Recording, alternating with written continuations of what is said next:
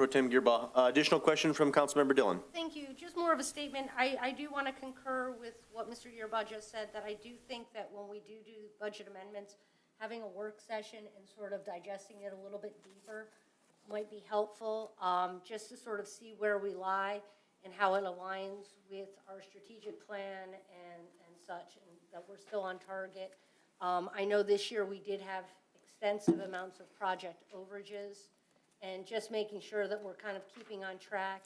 And if things have to fall off the budget because of overages, just understanding that so that when we move forward into the new budget season, we're not saying, hey, what happened to that? That was supposed to be a last year project. And so I think, you know, I would be in favor of having a little bit of a deeper dive going forward. Okay. Any additional questions? Well, then I guess I would ask the city manager, since we've heard from two council members, and I think as a general rule I would concur with their perspective. When we are dealing with significant substantive budget amendments, I do think it's probably a best practice to have even an abbreviated work meeting to go over those, just to make sure everyone's on the same page and comfortable before voting to approve. So.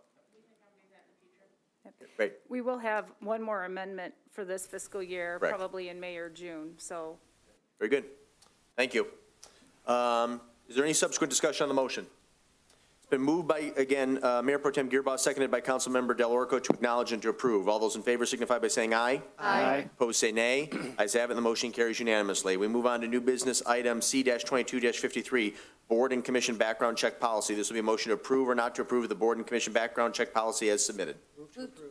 Moved by Mayor Pro Tem Gearbaugh to approve. Is there a second? Second. Seconded again by Councilmember Del Orco. So very briefly, just to follow up on my weekly communique, which was sent out earlier today, in full disclosure, I did meet with Assistant City Manager Getzman early last week to talk about a few rather substantive changes to the policy. One was included in the draft that is before you, and it's in regards to when council members assist with the recruiting of board and commission members. I just want to make sure that you are all in the loop, and that staff follows up in the event that an individual fails a cursory background check.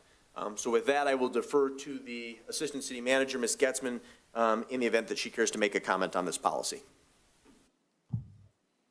I don't think so. I think you covered it, what we discussed and what I had added, so.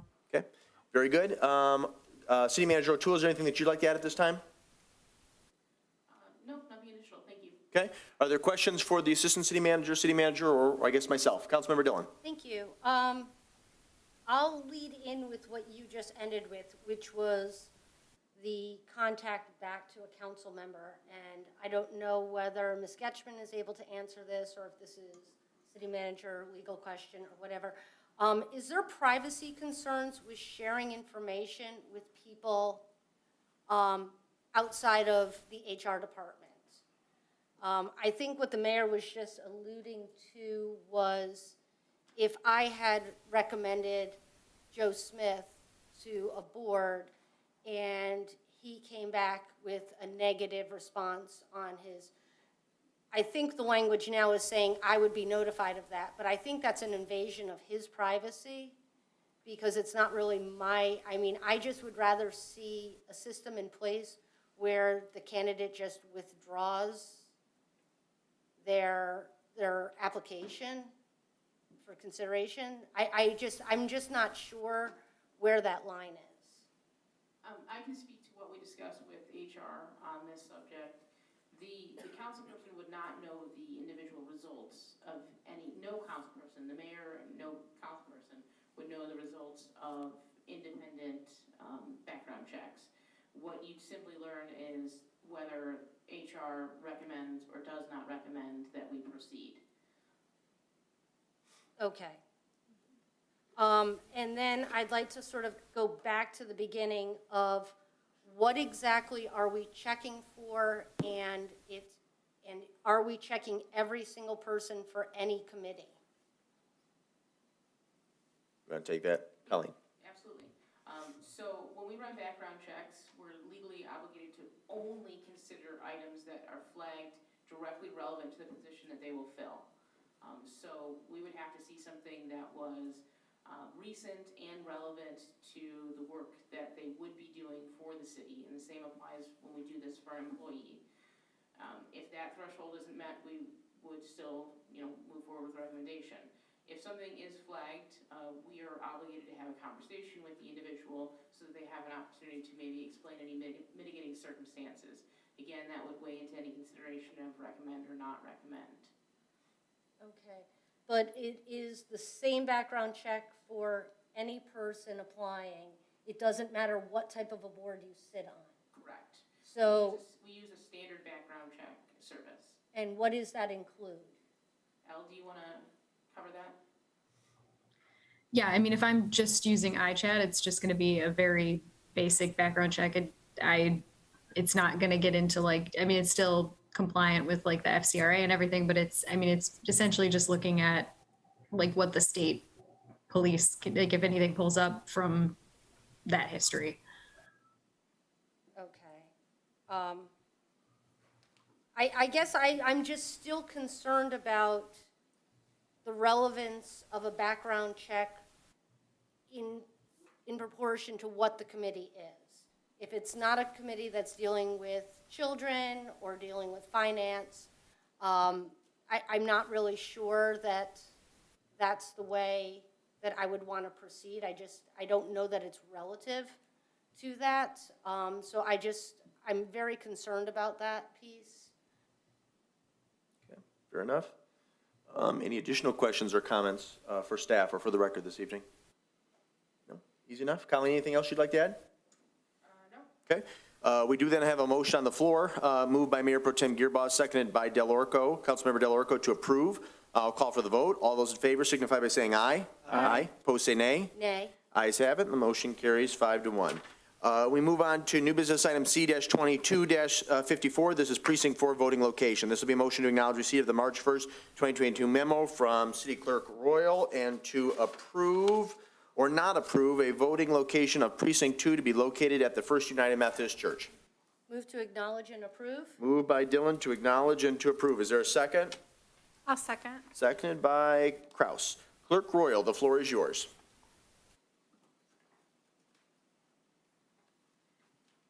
Technology really isn't my friend. I can't even get it to work. We have, the Election Commission met and we have added a 4th precinct. And this just separates some of our voters into different locations. One of the reasons is you can only have 2,999 voters in any precinct. And we had gotten so big in a couple of them that we couldn't combine them for the smaller elections if we didn't do a 4th precinct. So this isn't actually asking for anything for the precinct itself. I'm just giving you some background information. All we're asking for is that this 4th precinct be allowed to hold their polling location at the United Methodist Church, which is where precinct 3 is. So 1 and 2 will be at the school, and 3 and 4 will be at the church. And I'll Very good. answer any questions. Very good. Are there any questions for the city clerk? Councilmember Dillon. Thank you. So thank you very much. I was the one that asked to have this removed from the consent agenda, just because I felt like it was important for the public to understand that we weren't drawing new boundaries, or it was just by number of voters that we had to change that. Now, 3 and 4, how does that impact them as a voter? They're going to the same place, they're just going to get into a different line, correct? No, because some people from 1 and 2 will be pulled into precinct 4. But with the state doing the boundary changes for the senators and all the Congress and all these other ones, we were going to send new voter cards out to everybody anyway. So they will now get a new voter card telling them where they vote at. Okay, so you've just taken 3 groups and sort of divided them into 4. Now, is that going to be confusing? Like, will people that used to vote at Liberty now be voting at the Methodist Church? A few, yes. Okay. And we will be sending letters. Okay, You'll get the card, but we're also backing it up with a letter just so that they know where to vote. okay, fantastic. Well, thank you very much for that information. Thank you. Councilmember Kraus? I just had a quick question as well about notification. So we'll send letters, and I assume on social media and a post on on all the social media and everything. I'm actually thinking of a social media post. I think this would be a good Yeah. topic to message on in a weekly News Around Saline as well. That too. That was my only concern, is getting the information out. You can also go online and find where you vote. So once we get this approved, the county will update the QVF qualified voter file so that when you go on, you will see where your new voting location will be. Yeah.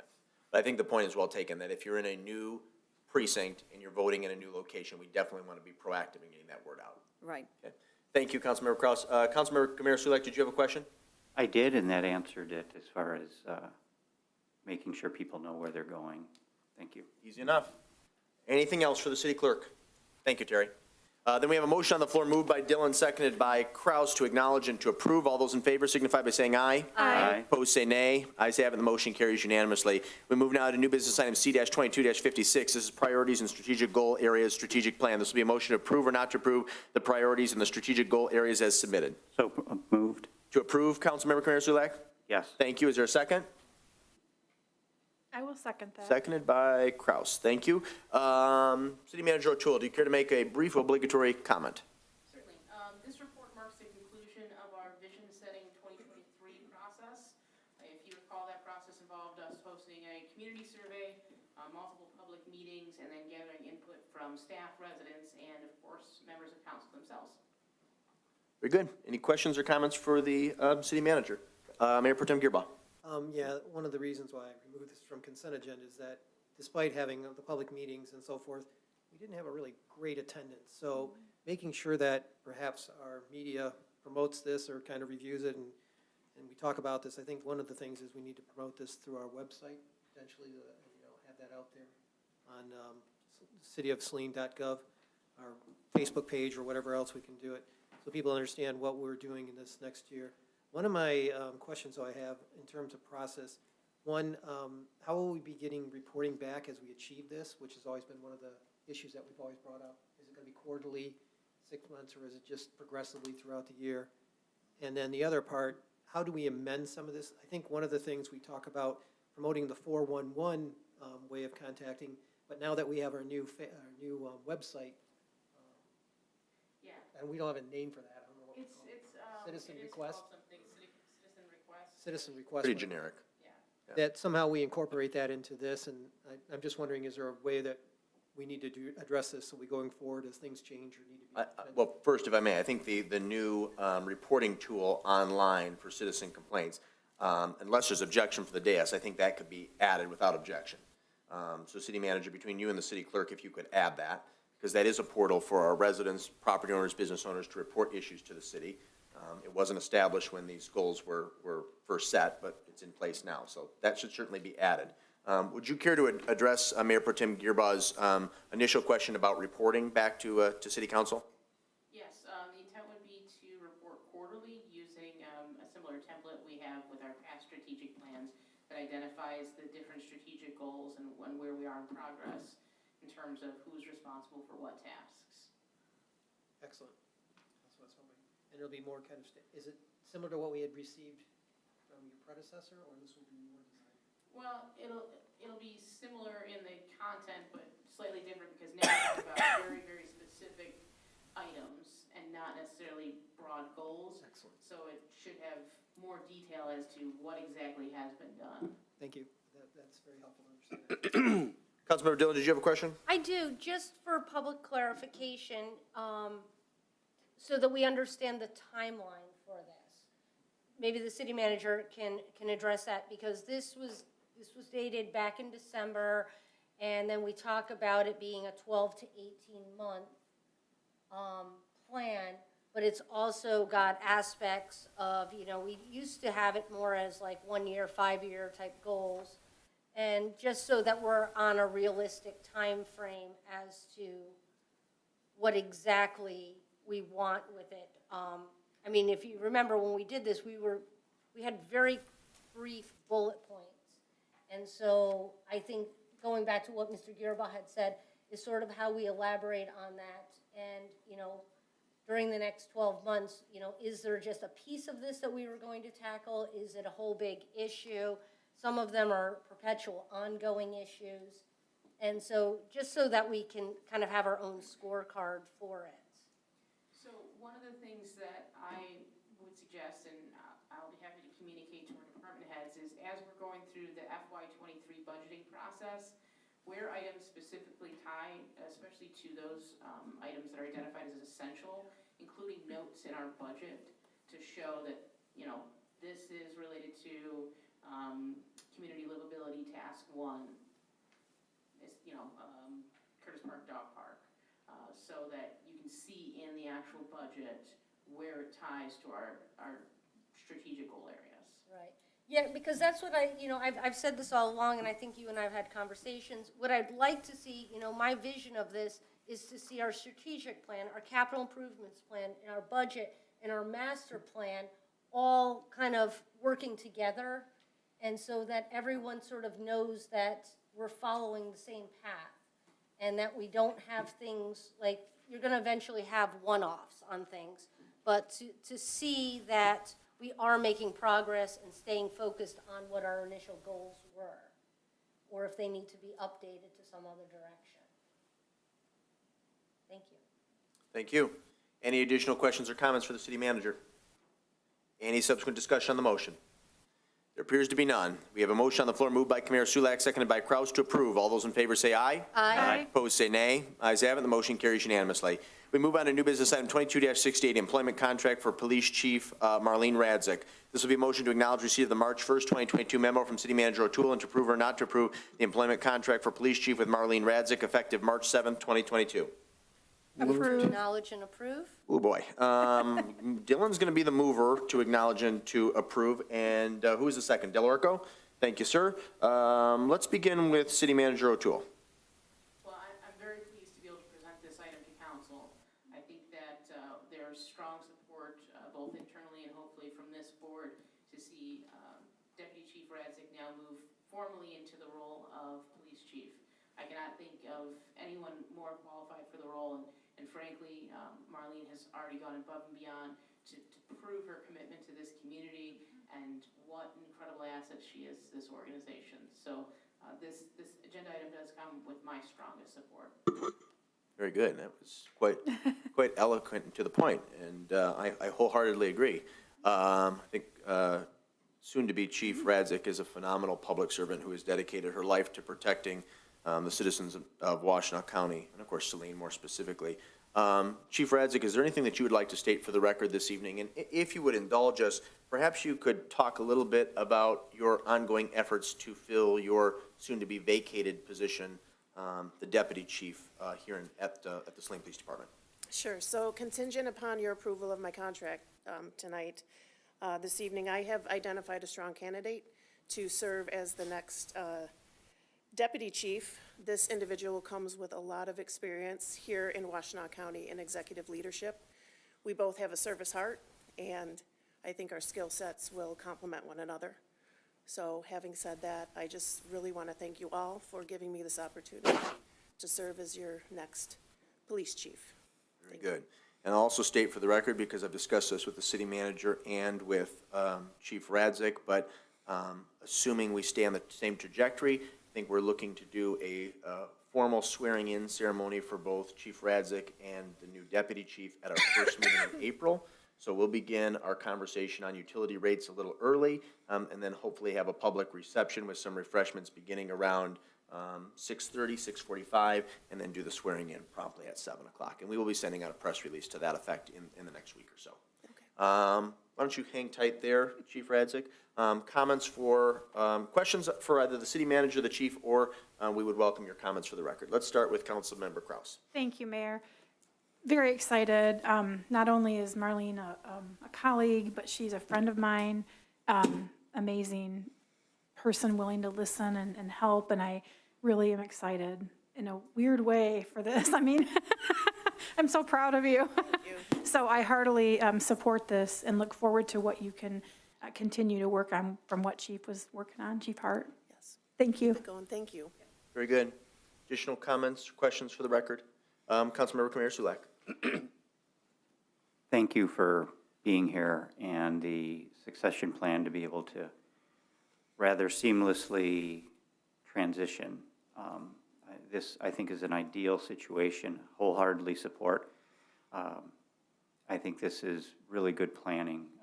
And if we could do this in other departments, that would be, that would be fabulous.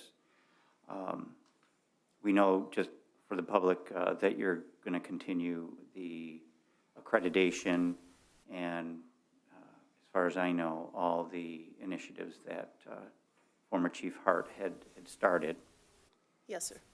And is there anything else that you're, aside from bringing potential deputy chief, any additional initiatives? Not to put you on the spot, sorry, but No, that's okay. I know you want to put your own stamp on your position as well. Correct, yes. Just to continue with what former Chief Hart was doing, get us to the finish line there. And in alignment with our strategic planning committee with transparency, one of the things that I would like to bring on board is the use and implementation of body-worn cameras. So, I very much look forward to that, and thank you so much. thank you. Thank you, Councilmember Kamir Sulak. Any additional questions or comments from the dais?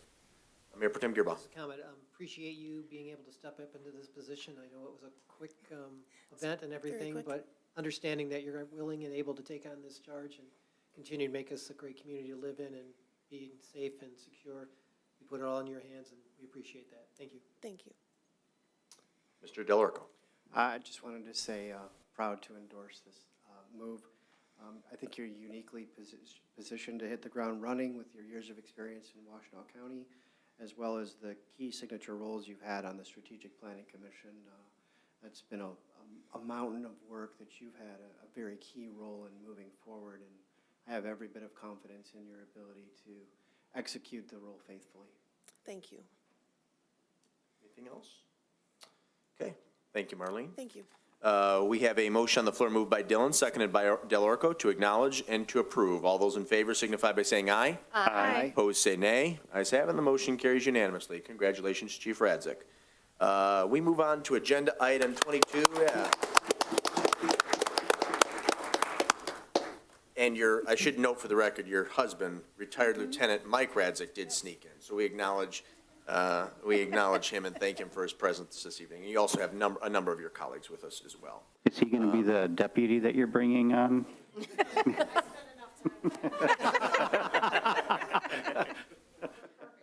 Yeah, it was. That's good. We move on to agenda item 22-69. This is 1328 Woodland Purchase Agreement Amendment. This will be a motion to acknowledge receipt of the March 4th, 2022 memo from City Manager O'Toole and to approve or not to approve the request from Mr. Gensheimer of JP Commercial Real Estate to reduce the sales price of 1328 Woodland Drive from $125,000 to $103,125. Move to acknowledge receipt. We'll start with a motion then to acknowledge receipt from Mayor Pro Tem Gearba. Is there a second? Second. Seconded by Kamir Sulak. I'll begin with City Manager O'Toole. I'll gladly entertain comments from any member of the negotiating team, and then we do have the petitioner in the back, and we will welcome comments from him as well. So, Ms. O'Toole, I'll start with you. Thank you. You've all received a letter requesting a consideration of reduction in the purchase price for that property. I apologize, I think I messed up a number in my address on the memo of 1328 Woodland Drive. The real estate committee, in considering this request, did weigh in the fact that the original list price for the property had been reduced from $162,500 to $125,000 as part of the original conversations. Materials were provided, and we believe information was shared at the time, specifically in regards to the railroad easement and soil conditions.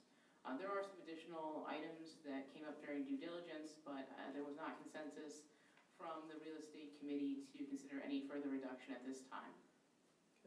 Very good. Thank you for that. Remind me, it was Mr. Gearbaugh, Mr. Seo, and we had a third member who was on the team, correct? Formerly Mike Green, but Okay.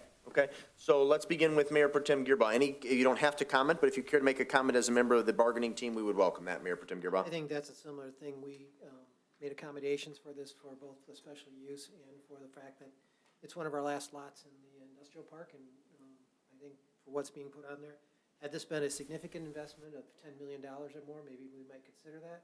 But at this point, it's a minimal investment. I mean, it's compared to what we've had in terms of larger structures that have been put in the industrial park. And I think this is accommodating that, and this time because of the price of value of land and what's going on. I think it's appropriate price that we receive it, what we've agreed to at this time. And thank you, and of course, Mr. CO had commented earlier during the initial public comment period. So thank you for that. Mr. Gensheimer, would you care to make a comment for the record, and then, of course, hang tight at the podium in the event that any of my colleagues have questions that are best addressed by you? Please. Floor is yours. Be brief with these remarks. This parcel's been vacant for 30 years, and I'm coming to understand why. Any suggestion that the site defects that are referred to in my letter were contemplated in the original price negotiations just not accurate. Until the soil borings were actually taken, civil engineer and structural engineers were retained to evaluate the site conditions. We could not have known what we were dealing with underneath the surface of the earth. And I don't believe the city knew or could have known in its own right. And I say that with a sense of confidence because I have the brochure from your broker that markets the land for sale that you have available. At that time, 3 lots were being offered for sale. Lot 5, which was listed at 6.1 acres, and then notably says immediately following 3.23 acres of which are buildable. That's being asked, the price $45,000 an acre. Lot 14 is listed in the same brochure, 8.34 acres, and then notably it says 2.6 acres buildable. That priced at $25,000 per acre. I think you recognized as a city, and as your broker did, representing you, that those 2 sites had some sort of surface visible flaws that made a significant portion of the land not buildable. In the same brochure, it lists Lot 13. That's the subject of our purchase as 3.25 acres, and then of great interest is there's no notation about any smaller portion being buildable or not buildable, suggesting all 3.25 acres is buildable. I would just refer you to page 176 in your packet tonight, or the 3rd page in my letter.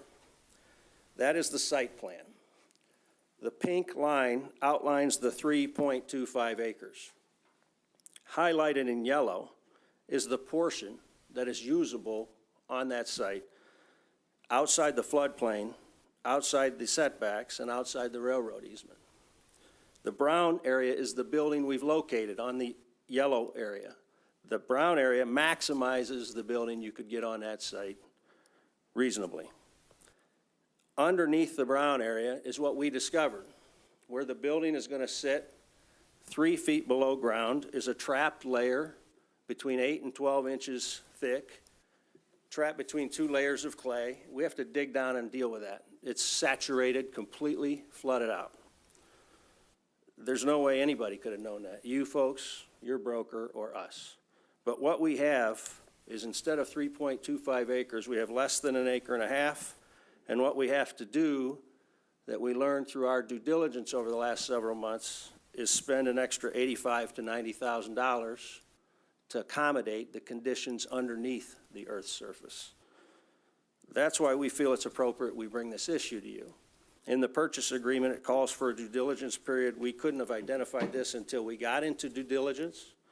We identified it and we presented it to the city. We also, in our offer, willingly took 75% of the hit. We asked the city to reduce the price by 25% of our projected added unforeseen costs. We think that's reasonable. We think it's thoughtful. We think it's fair. You have a bird in the hand with this offer. I understand, for whatever reasons, the real estate committee may not recommend for it, that you may not accept it. But now this soil condition and this engineering report is a matter of public record. So any other buyer is going to have the same information now. I think you're going to find what you already know about Lot 14 at $25,000 an acre, and you knew about Lot 5 is now known about Lot 13. It's a flawed site, and we think we're the best solution, and we think this is a reasonable outcome. And I thank you for your time. Very good. Why don't you hang tight, sir, just in the event that there are questions that are best addressed by you. We'll open it up at this time for questions for either any member of the bargaining team, the city manager, or our guest, Mr. Gensheimer. Councilmember Kraus. Thank you, Mayor. Ms. O'Toole, can you remind me, were there any other offers on this? ever? And it, Yeah, this lot was originally under contract. The due diligence from that was the information that was shared prior to us executing this agreement on November 1st. That was under contract for $120,000 and stalled because at that time, it was 2020, there was a lot of uncertainties related to COVID and material prices were fluctuating to the point that they could no longer afford to do the deal. okay, thank you. That's it for right now. That's it, okay. Additional questions from the dais? Councilmember Dillon, then Mayor Sulek? Thank you. I'll start with the city manager. Has our city engineer reviewed these documents, and is there been any, I guess, comment from the city as to the status of these documents? No, it's not our typical practice to have our city engineer review private developments. So I have not asked Ms. Humphries to take a look at that. Because I do want to make a couple of comments, and I had been a former member of the Land Sales Committee, and we've dealt with this property before, and I felt like when we did deal with it and the price did reflect the property and its situation of, what was there, the soil issues, the railroad issues and such. I don't recall that there were extensive site plan surveys that were provided to us since then. This is a different issue, but at the same time, I will say that I think that this property is fairly priced as where it is in the current market. To compare it to the 2020 sales agreement, I don't think is an apples-to-apples comparison price-wise. It was a different market at that point. So like I said, I do want to make sure that, this was addressed. It has always been addressed that property had some deficiencies that were going to require investment of dollars, and that the price reflected that. Mr. Mayor Sulek, please. Yes, thank you. When you were talking about the other lots that had sold, you were talking about price per acre, which isn't consistent with it being a per buildable site. So the other sites were not, they couldn't be subdivided into other building sites. So being that this is a building site and could accommodate the building that you proposed and potentially significantly larger, does not change the value of it. And I would add, I agree with Ms. Dillon's comments on appreciation and the fact that it is the last lot in the industrial park there is a significant supply and demand issue to where I think we've vetted this and we've been through it to where it was a significant reduction at that time from the 162, was it? Right. So that's just the comment that I have. Thank you. Thank you, Mr. Mayor Sulek. Any additional questions or comments from the dais? There appear to be none. We do have thank you, Mr. Gensheimer. We do have a motion on the floor, moved by Gearboss, seconded by Mayor Sulek, just to acknowledge receipt at this juncture. I'll call for the vote. All those in favor signify by saying aye. Aye. Opposed, say nay. Ayes have it, and the motion carries unanimously. Is there a motion now to approve or not to approve the request from Mr. Gensheimer of JP Commercial Real Estate to reduce the sales price for 1328, Woodland Drive from $125,000 to $103,125? Move to not approve. Moved by Mayor Pro Tem Gearboss to not approve. Is there a second? Second to not approve. Seconded by Kamira Sulak. Any additional discussion on the motion? I would just say I will defer to the judgment of the bargaining team on this. My own inclination may be to broker a compromise and split the difference, but I would not be in favor of the proposal to sell the parcel for 103. So As the motion is currently worded, I will be voting in favor of Mr. Gearbuzz's motion, seconded by Camara Sulak, not to approve. Is there subsequent discussion? Easy enough. All those in favor of the motion signify by saying aye. Aye. Opposed, say nay. Ayes have it, and the motion carries. The proposal from JP Commercial Real Estate is not approved. Moving on to new business item 22-70, update on the 2022 community events. This will be a motion to acknowledge receipt of the February 8th, 2022 memo from City Clerk Royal and to approve or not to approve the community event changes as submitted and to waive or not waive the fees from Merry Mile and the Summerfest 5K. Move to acknowledge receipt.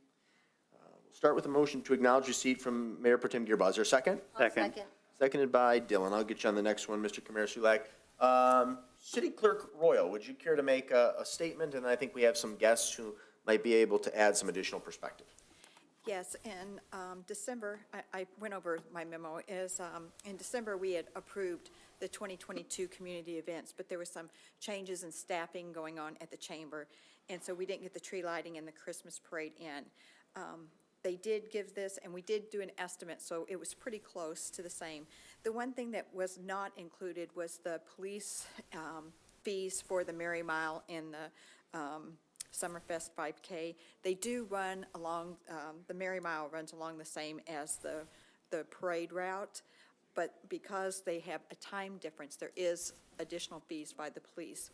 And since this is a for-profit race, I feel obligated to bring that to council to see if you want to waive those fees, because that's not something that's commonly done.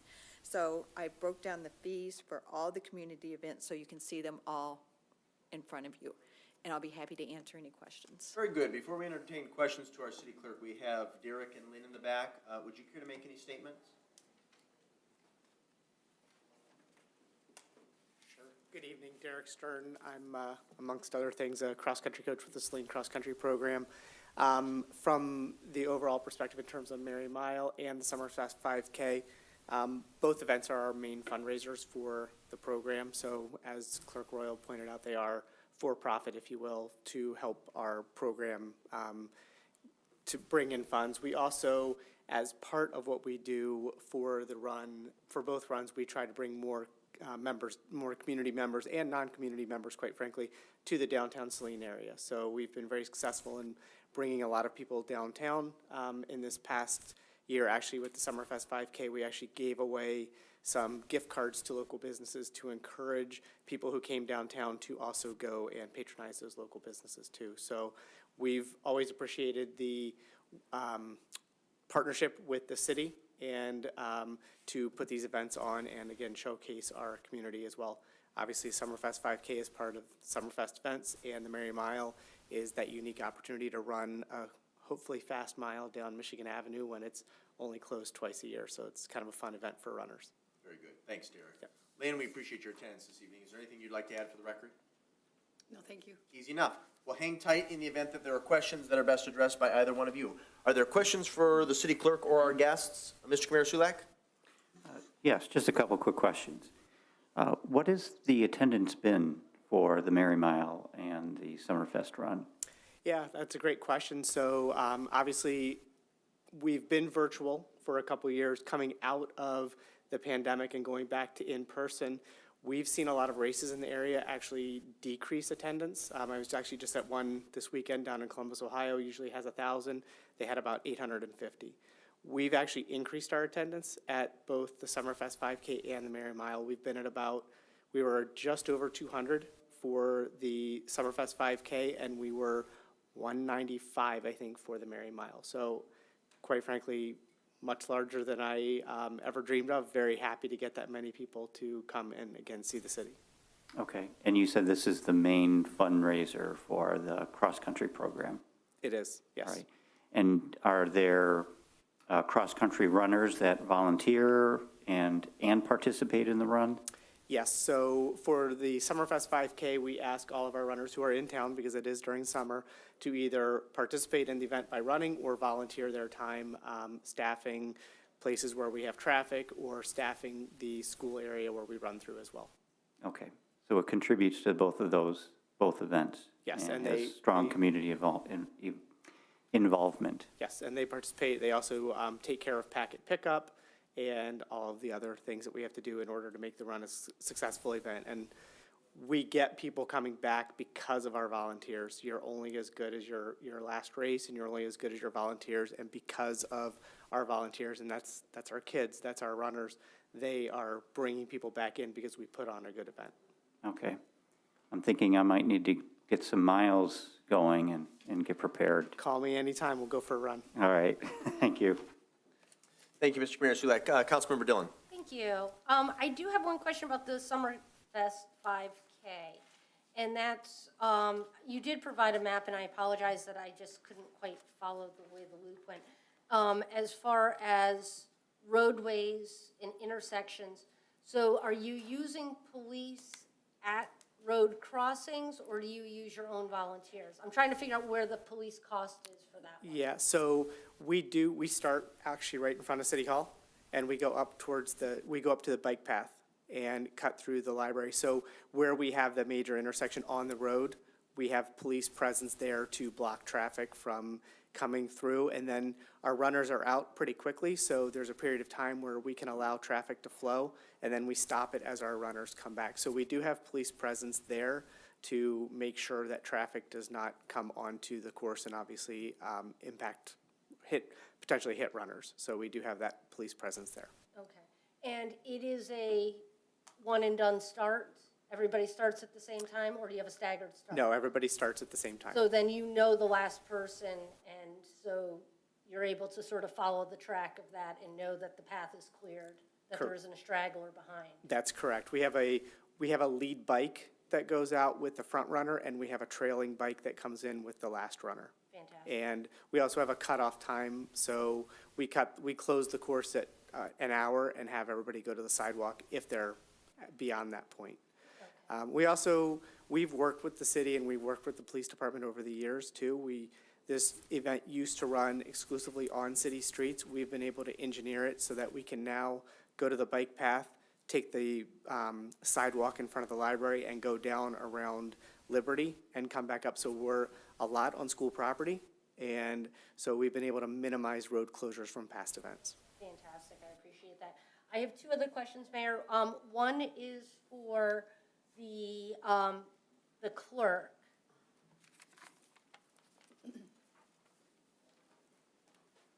Terry, did we build in any extra funds? I know, didn't we used to round this up so in case something came down the pike, mid-year, we would have some dollars allocated? We always encourage new events, and these are all just estimates. So they could be less or it could be more. So, I mean, the total for 2022 for for everything for police and DPW is $24,791.85.